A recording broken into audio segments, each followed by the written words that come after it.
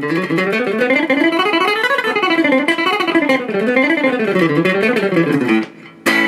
everyone, TM here, wearing the red poncho. Hope you're all doing well. Today we're going to do a little bit of alternate picking, some mindless, tasteless, just kind of doodly doodly doodly kind of thing. What you just saw, actually. It's all alternate picking, and I know a lot of you out there are kind of die-hard nut jobs about alternate picking exercises. And this one is pretty simple, nothing real special.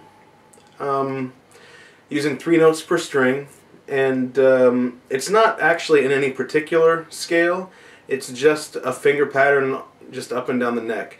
So the way, I mean, you could do it anywhere on the neck, I suppose, but what I was doing for this was I was starting on the A note on the low E string, if I can do this here, and it was A, B, C sharp. This is actually the pattern, if you can just see these 3 fingers. Now some people like to do this pattern with the 1st and the 3rd finger and the pinky. I do it 1st, 2nd, and the pinky. Whatever you're more comfortable with, just do it that way. It's not as if one is necessarily better than the other, it just feels right. If I did it like this with the 3rd finger, it would just feel crazy to me. I just can't do it that way. But, you know, some people do, whatever.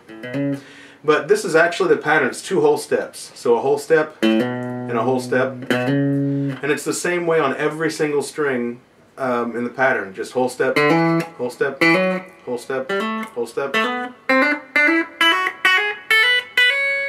It's that. That's it.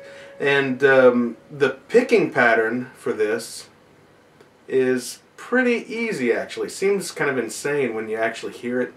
But it's pretty simple. It relies heavily on upstrokes. So I'll just shut up and show you slowly how it was done.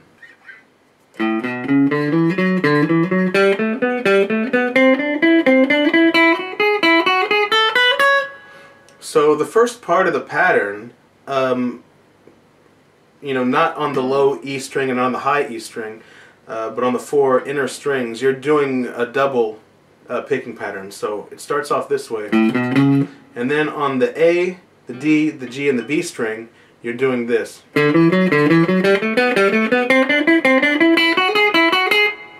So now I said this relies heavily on the upstroke because when you change from string to string, not on the E strings, but on the other strings, when you change from string to string, it's always an upstroke. So I'll show you. Up, up, up. Oh, and that actually has an upstroke too. So.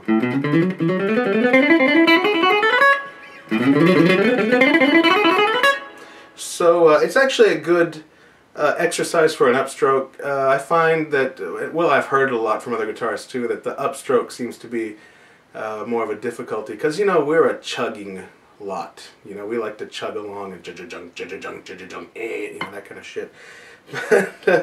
Anyway, that's the first part of the pattern.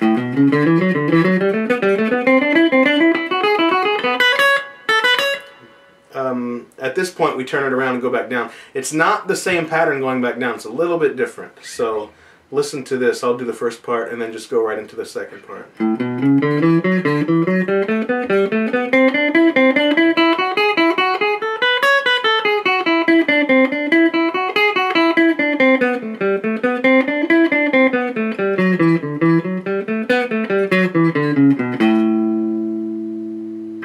So starting on an upstroke, if you just separate the 2 patterns, the second pattern, you can consider it beginning on this C sharp.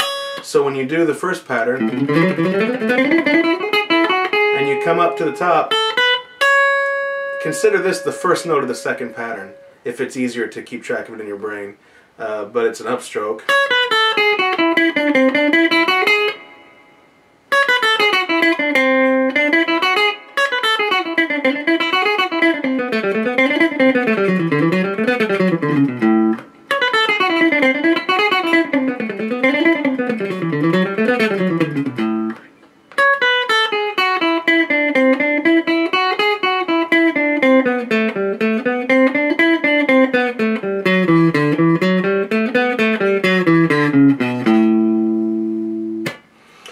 might take a little while to get used to that kind of a pattern. It's kind of a...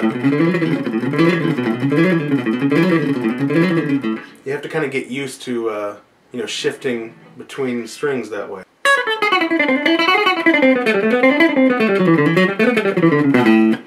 Now hopefully if I'm doing it right, it's straight alternate picking, up, down, up, down, up, down, up, down. The thing that might screw you up about this is just where the downstrokes and the upstrokes happen to occur when you're changing strings. So don't let it get you down if it's a little bit hard at first, because, you know, if you've never done it before, it will be hard at first. But just keep at it. And, you know, this is not something that you practice to try and learn the neck. It's not something you practice to be expressive. This is literally just a mechanical exercise to help get your two hands together for alternate picking. You know, so there's no need to try and play this in a solo, you know, like a lick or something. Just don't do it. You know, just leave it at home in the practice room. This is something that stays in the practice room, you know. But you could learn from this line and build some lines out of it, but to play it as it is here in a solo, that's pretty farty, kind of nasty. You know, it's like drinking curdled milk. It's just disgusting.